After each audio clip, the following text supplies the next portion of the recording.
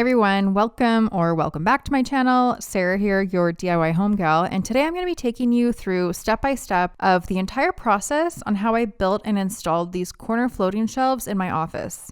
So the first thing I did was use tape to kind of visualize where the shelves were going to go, and this was great because I was able to play around with the location, and I did adjust it quite a few times before I was actually happy with it. At first I was thinking I might stagger the shelves, but after taping that out, I realized that I liked it way better when the ends lined up, so that's what I ended up going with. Once you've decided on where you're putting your shelves, then we can start installing the shelving brackets. Now, to do this, I highly recommend using a laser level.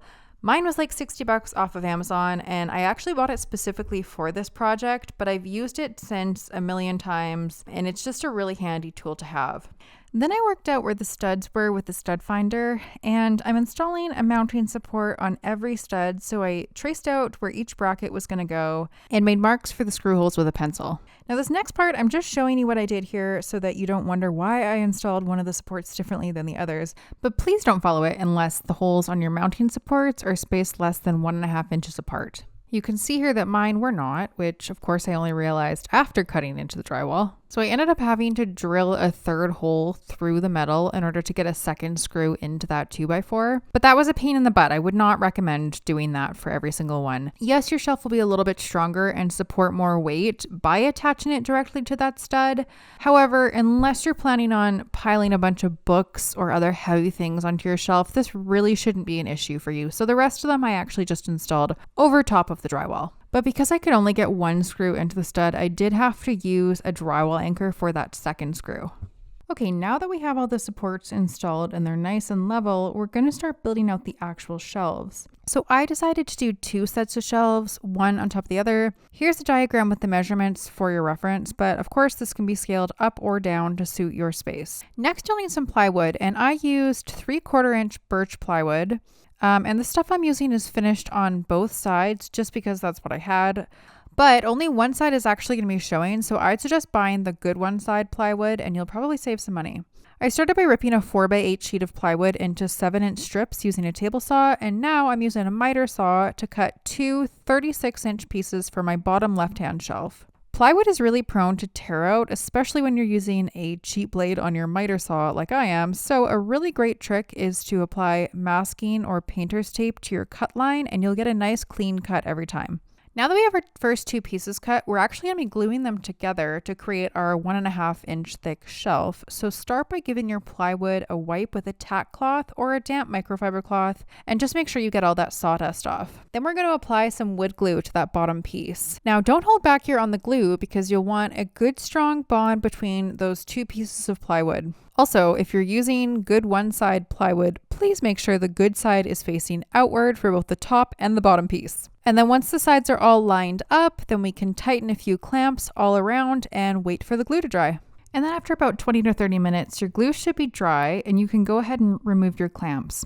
And then we're going to do something that some of you might think is a little bit extra, but if your walls are uneven and you have gaps at the back of your shelf, don't skip this. What we're going to do is take a washer with an outer diameter that's a little bit bigger than our largest gap, and then take a sharp pencil and placing it on the inside of the washer, run a line all the way along the back and the side of the shelf following the wall. Then using a jigsaw, just cut right along those lines we just drew, and ta-da! Your shelf will sit perfectly flush with your wall when it comes time to install it.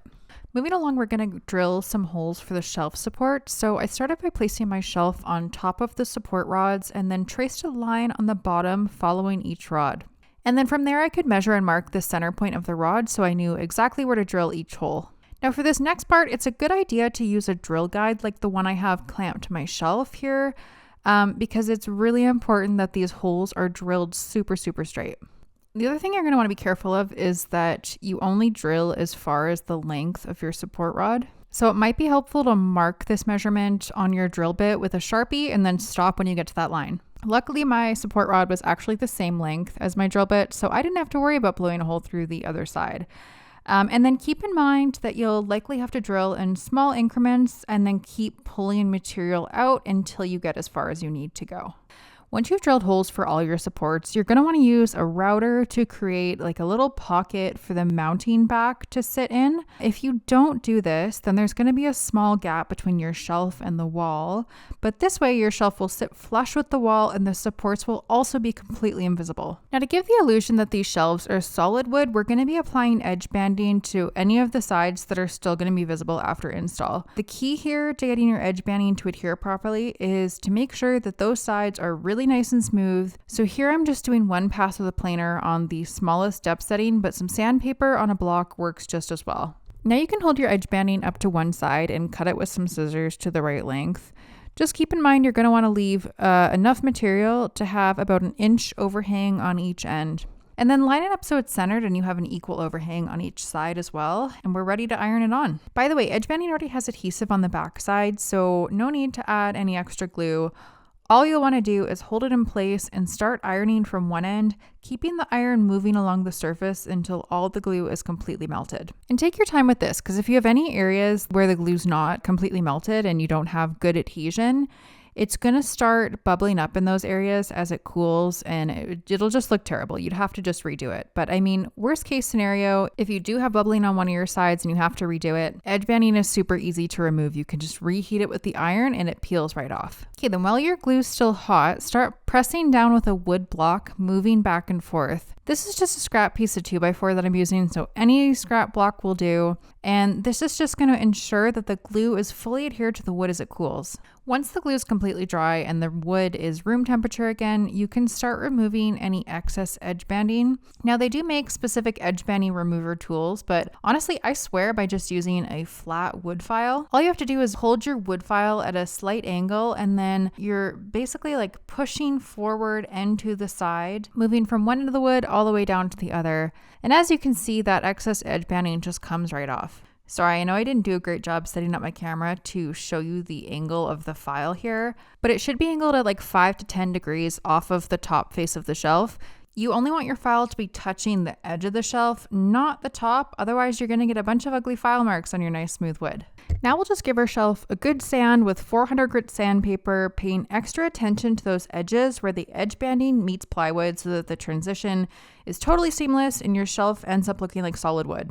And that's it. But before we move on to repeating that process all over again for the rest of the shelves, just do a test fit to make sure that your shelves are fitting properly. You might need to use a block and just tap them on gently with a hammer. Ideally, you do want a little bit of tension just to hold the shelves in place, but they should go on fairly easily. If you find you're having to force it on, then there's probably an issue. Maybe one of your holes is not straight or your shelf support is crooked. Either way, make those corrections before moving on. Okay, we're going back in and making those smaller shelves now. So like I say, exact same process. We're just gonna cut down our plywood to the lengths we want, glue them up, and then clamp them until the glue is dry. And then once that glue is dry, we're actually gonna put them on top of the shelf supports and push them up so that they're sitting right up snug to the shelves. Here we're just checking that the shelves sit nice and flush together where they meet. So if the corner of your wall is actually 90 degrees, you should be fine here. But everything in my house is a little janky. So you can see I actually had a little gap here that I wanted to close.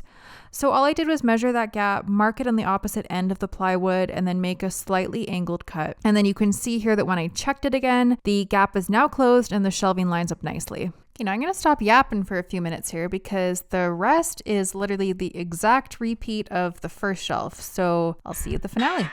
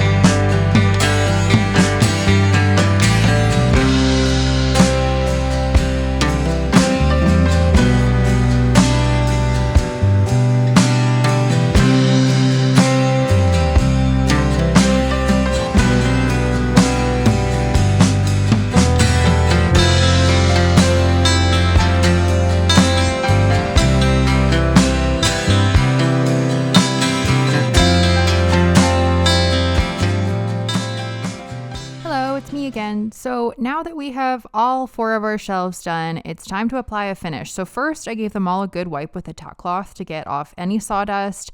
And then I applied 2 coats of polyurethane. I'm using Varathane's water-based diamond wood finish, and it's honestly my favorite poly I've tried so far. I've used a couple other ones and they've changed the wood color ever so slightly or given it like a little bit of a yellowy tinge, but this one really didn't change it at all and it still looked just like raw birch after applying, which I was super happy about because that's exactly what I wanted. Okay, and then the last thing we got to do is just slide all the shelves onto their supports. And look how freaking good these turned out. I can't believe they look so much like solid wood. Like never in a million years would you be able to tell the difference. This is the part that I was most excited for from day one, and that is to decorate the shelf. And I'd been collecting little tidbits from thrift stores for this shelf for months, so it was really awesome to see it come together. As always, all of the products, tools, and materials I used in this video will be linked below, and I hope this inspires you to transform some empty corner in your home.